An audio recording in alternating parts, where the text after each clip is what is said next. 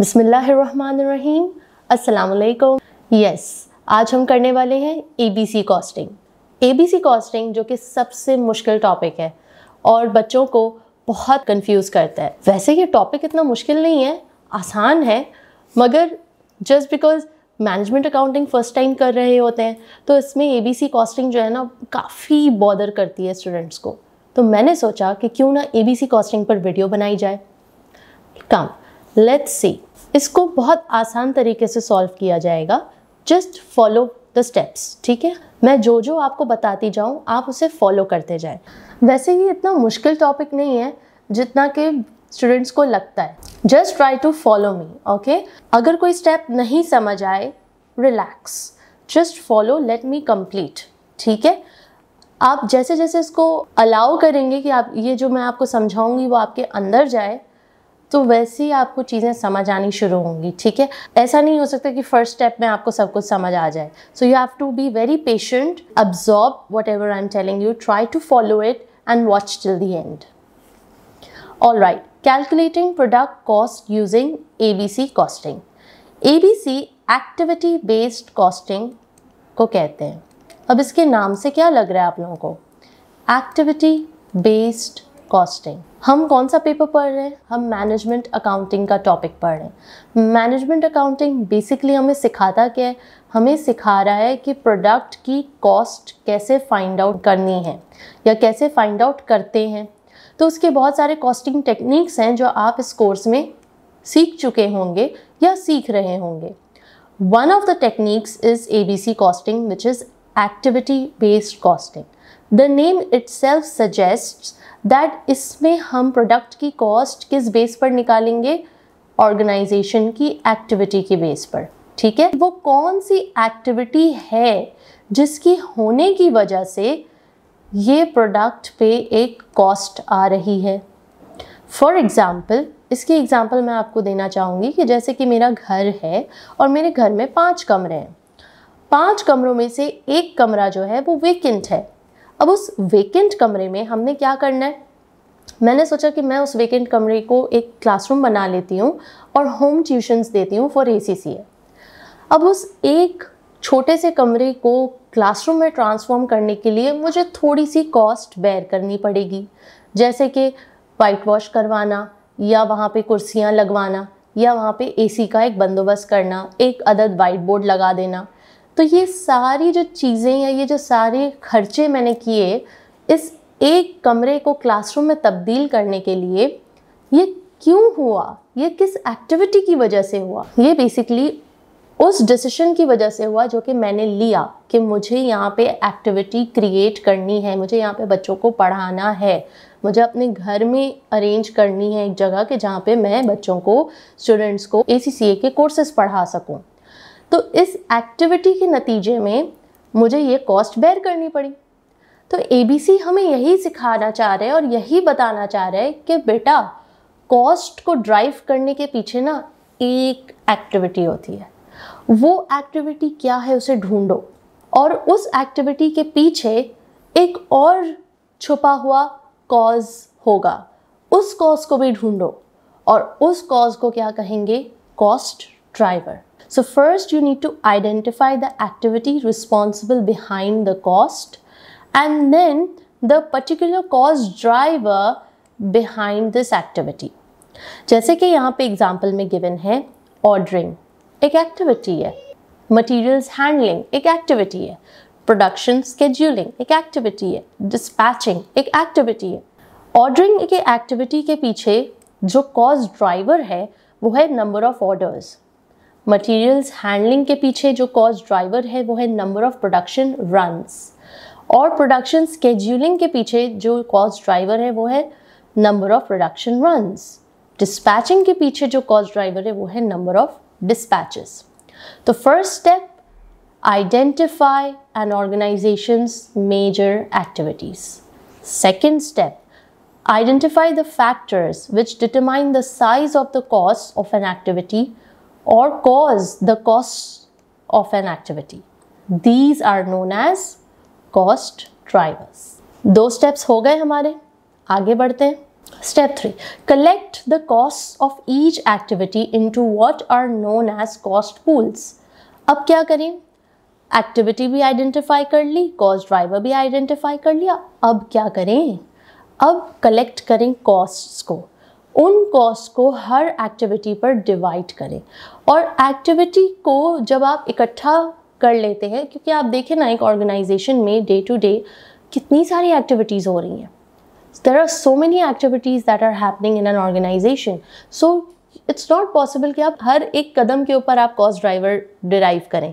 तो आप क्या करेंगे? आप एक्टिविटीज़ को ग्रुप कर देंगे, you will group out the activities, and now when you're grouping out those activities, that will be called cost pools. Okay, your cost pools. So आपने कॉस्ट कलेक्ट की और हर कॉस्ट कौन से कॉस्ट पूल को belong करती है आपने वो चेक कर लिया। Step 4. Charge support overheads to products on basis of their usage of the activity. यानी कि अब आपके पास कॉस्ट भी आ गई, आपके पास कॉस्ट ड्राइवर भी आ गया। अब आपने हर कॉस्ट को उसकी particular cost activity cost driver के बेसिस पर एलोकेट करना है, डिवाइड करना है।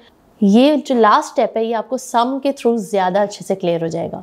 A product's usage of an activity is measured by the number of activities cost driver it generates. अब यहाँ पे एक छोटी सी एग्जाम्पल दी है स्टेप 4 को समझाने के लिए, इसको ज़रा देखते हैं। Suppose for example that the cost pool for the ordering activity totaled 1 lakh. ये उसकी टोटल कॉस्ट दी हुई है $1 lakh, and that there were 10,000 orders. Cost driver भी गिवन है। Each product would therefore be charged with $10 for each order it required. Simple, क्या calculate किया इन्होंने? Cost को डिवाइड किया नंबर ऑफ ऑर्डर से, यानी कॉस्ट पूल को डिवाइड किया कॉस्ट ड्राइवर से, and you can get $10 for each order. A batch requiring 5 orders would therefore B charged with $50। तो सिंपल था ना, स्टेप्स 4 स्टेप समझना सिंपल था। अब इसको सम पे अप्लाई करके देखते हैं कि कैसे इसको अप्लाई करेंगे। Freight company makes and sells a number of products. Products A and B are products for which market prices are available, at which S can obtain a share of the market as detailed below. Estimated data for the forthcoming period is as follows. Product A, Product B, Product C, और इन सब का data given है, यानी कि production and sales units given है, total direct material cost given है, total direct labour cost भी given है। ये सारा डेटा गिवन है आपके पास। Part B, variable overhead cost 15 million कह रहे हैं, right? Variable overhead cost is 1.5 million, of which 40% is related to the acquisition, storage and use of direct material, 60% is related to the control and use of direct labor. Part C, it is current practice in SPLC to absorb variable overhead cost into product units using overall company-wide percentages on direct material cost and direct labor cost as the absorption basis. Requirement क्या कह रही है? Prepare estimated unit product cost for product A and B where variable overhead is charged to product units using an ABC approach where cost drivers have been estimated for material and labor related overhead costs as follows. So requirement आपसे क्या कह रही है? ABC costing करें, product A, product B की find out करें costs, ठीक है? और हमारे पास ये एक्स्ट्रा इन्फॉर्मेशन भी गिवन है, और ये एक्स्ट्रा इन्फॉर्मेशन क्या बता रही है हमें? डायरेक्ट मटेरियल रिलेटेड ओवरहेड्स का कॉस्ट ड्राइवर क्या होगा? Material bulk. Direct labour related overheads का कॉस्ट ड्राइवर क्या होगा? Labour operations. लेबर ऑपरेशंस पर प्रोडक्ट यूनिट, ठीक है? अब ये आपके सामने कॉस्ट ड्राइवर्स इन्होंने आइडेंटिफाई करके बता दिए हैं, और हर प्रोडक्ट का इन्होंने बता दिया है कि पर यूनिट में कितने मटेरियल बल्क लगेगा, कितना मटेरियल बल्क प्रोडक्ट ए में लगेगा, कितना प्रोडक्ट बी में लगेगा, कितना प्रोडक्ट सी में लगेगा। Now coming to the solution, let's see इसको सॉल्व कैसे करना है। As we know, step 1 identify your activity, step 2 identify your cost drivers. ये दोनों चीज़ें सवाल में आपको गिवन है, तो हमें बेसिकली स्टेप 3 और 4 से शुरू करना है। कि स्टेप 3 क्या है कि आपको cost per cost driver find out करना है, एंड स्टेप 4 में उसको फाइनली पूरे कॉस्ट को एब्जॉर्ब करना है कि पर यूनिट में कितनी कॉस्ट आ रही है एज पर ABC costing. So let's see. Alright, ABC approach start किए हैं इन्होंने। प्रोडक्ट A, प्रोडक्ट B लिखा है। डायरेक्ट मटेरियल कॉस्ट बताई गई हमें कि हमारे मटेरियल ओवरहेड्स हमारे पास कितने हैं। सवाल में जैसे गिवन है कि मटेरियल कॉस्ट $80,000 है, और मटेरियल कॉस्ट का जो कॉस्ट ड्राइवर है हमारे पास वो क्या है? Material bulk. और बल्क प्रोपोर्शंस पर यूनिट क्या है 4। तो क्या किया जाए, cost driver is material bulk and the bulk proportions per unit are 4 और हमारे पास total production units and sale units कितने हैं 5000। सो फर्स्ट स्टेप इज कि 80,000 को डिवाइड करें 5000 से and you will get $16 for product A, the direct material cost per unit. Next पहले हम ए को सॉल्व करेंगे फिर हम बी को सॉल्व करेंगे। Direct labour cost per unit is 40,000 and उसके भी यूनिट्स 5,000 सेल हुए प्रोडक्ट ए के। So 40,000 divided by 5,000 $8 per unit of direct material cost आ गया, पर यूनिट लेबर कॉस्ट आ गई for product A. Now variable overhead cost per unit ये find out करना है हमें और ये फाइंड आउट हम एबीसी कॉस्टिंग को यूज़ करते हुए फाइंड करेंगे। ऑल राइट, सो हमारे पास क्या है, हमने फाइंड आउट कर लिया कि direct material cost per unit कितनी आ रही है $16 direct labour cost per unit कितनी आ रही है $8 फॉर प्रोडक्ट ए। और अब हम वेरिएबल ओवरहेड कॉस्ट पता करने जा रहे हैं और ओवरहेड को हम फाइंड आउट करने के लिए कौन सी कॉस्टिंग अप्रोच यूज़ करेंगे, एबीसी। सो ओवरहेड में हमें मालूम है कि हमारे पास जो डायरेक्ट मटेरियल रिलेटेड भी ओवरहेड्स हैं और लेबर रिलेटेड ओवरहेड्स हैं, दोनों मौजूद हैं। और हमारे पास ओवरहेड्स कितने हैं, हमारे पास वेरिएबल ओवरहेड कॉस्ट जो है वो 1.5 मिलियन है, जिसमें से बताया जा रहा है कि 40% जो है वो मटेरियल के हवाले से है, मटेरियल से रिलेटेड है, और जो 60% है आउट ऑफ 1.5 मिलियन वो लेबर के हवाले से है। सो यानी कि हमारा जो टोटल ओवरहेड का खर्चा है वो मटेरियल और लेबर में डिस्ट्रीब्यूटेड है 40:60 के रेशियो से।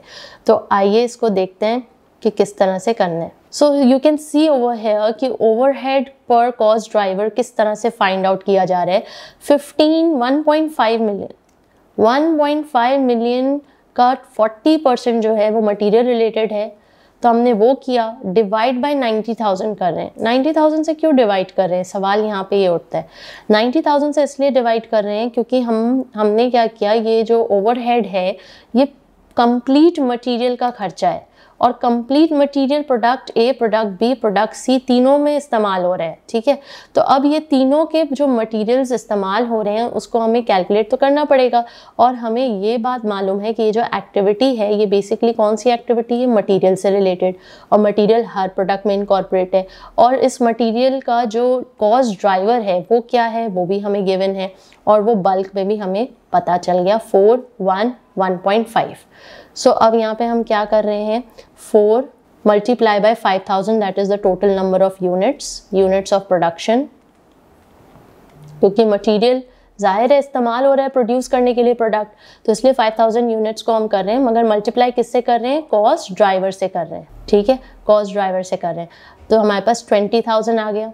फिर यहाँ पे कितना है, 10,000 मल्टीप्लाई बाय 1.5 मल्टीप्लाई बाय 40,000 60, इसका टोटल किया 90,000, यानी ये वो बल्क में मटेरियल इस्तेमाल हो रहा है हमारा, ठीक है। अब ये 4 क्या है, ये बेसिकली मटेरियल केजीज में होगा तो 4, और यहाँ पे लेबर आवर्स में होगा, ये बट ऑब्वियस सी बात है। तो यहाँ पे हमारे पास 90,000 केजीज आ रहा है बेसिकली, जिसे हमने 1.5 मिलियन मल्टीप्लाई बाय 40% से डिवाइड किया, that is $6 lakh divided by 90,000, $6.67 overhead per cost driver हमने फाइंड आउट कर ली फॉर मटेरियल्स। अब हम इसी तरह overhead per cost driver for labour find out करेंगे, और लेबर के लिए कैसे करेंगे फाइंड आउट, अगेन लेबर का ओवरहेड हमें मालूम है 60% ऑफ 1.5 मिलियन है, एंड हमारे पास जो कॉस्ट ड्राइवर है वो 6 hours, 1 hour, 2 hours, so 6, 1, 2, and units हमें मालूम है 5,000 है, 1,000 है, 5,000, 10,000 and 40,000. So again we are going to do the same way. 6 multiplied by 5,000, 1 multiplied by 10,000, 2 multiplied by 40,000, we get a total of 120,000 hours. ठीक है? Next, overhead per cost driver 1.5 million multiplied by 60% divide by 120,000, and you will get 7.5 variable overhead per unit. That is your overhead per cost driver, $7.5. अब आपके पास ये भी आ गया labour related overhead per cost driver, and आपके पास material overhead per cost driver भी आ गया। तो हमारे पास दोनों सॉल्व हो गए, दोनों हमारे पास जवाब आ गए। अब हमने सिंपली करना क्या है, हमने मल्टीप्लाई कर देना है by the total number of, क्योंकि हमें सिर्फ प्रोडक्ट ए और प्रोडक्ट बी का फाइंड आउट करना है। तो हम 6.67 को मल्टीप्लाई कर रहे हैं बाय 4 और ये है हमारा 1 इससे। Alright, now overhead per cost driver, material related, labour related दोनों हमने फाइंड आउट कर लिया। अब हमें सिंपली इसको जो हमारे कॉस्ट ड्राइवर के प्रोडक्ट ए और बी के लिए जो गिवन था bulk and your operation hours, तो उससे हमने मल्टीप्लाई कर देना है। So 6.67 multiply by 4 for A and 6.67 multiply by 1 for B, 7.5 multiplied by 6 for product A and 7.5 multiplied by 1 for product B। और इस तरह से आपके पास प्रोडक्ट A की पूरी कॉस्टिंग निकल आई और प्रोडक्ट B की पूरी कॉस्टिंग निकल आई। This is called ABC costing. So ये था ABC costing. And as we all know कि एक लेमैन पर्सन को भी, जो अकाउंटेंट नहीं है, उसको भी पता है, यानी कि जो फ्रूट वाला फ्रूट बेच रहा है उसको भी पता है कि मुझे अगर अपने फ्रूट की कॉस्ट निकालनी है कि मैं इसको कितने पर बेचूं, तो मुझे उस फ्रूट का मटेरियल, लेबर और ओवरहेड का खर्चा ये मुझे ऐड करना ही करना है। तो हर कॉस्टिंग टेक्निक में ये 3 बेसिक चीज़ तो है। कोई भी प्रोडक्ट के कॉस्ट को फाइंड करने के लिए हमें उसकी मटेरियल, उसमें मटेरियल कितना लगा, लेबर कितना लगा, ओवरहेड कितना लगा, ये फाइंड आउट करना है। हर टेक्निक डिफरेंट कैसे हो रही है, सिर्फ ओवरहेड के बेस पर, कि ओवरहेड अगर हम एब्जॉर्प्शन टेक्निक यूज़ कर रहे हैं, एब्जॉर्प्शन कॉस्टिंग की, तो वहाँ पे डिफरेंट तरीके से हैंडल हो रहा है ओवरहेड। अगर हम मार्जिनल कॉस्टिंग में चले जाएंगे तो डिफरेंट तरीके से हैंडल होगा। अब हमने ABC सीख लिया, तो ABC में ओवरहेड्स को किस तरह से हैंडल किया जा रहा है वो आपके सामने। Thank you very much for today. I hope this was helpful for you. See you in the next lecture. Till then take care. अल्लाह हाफिज़।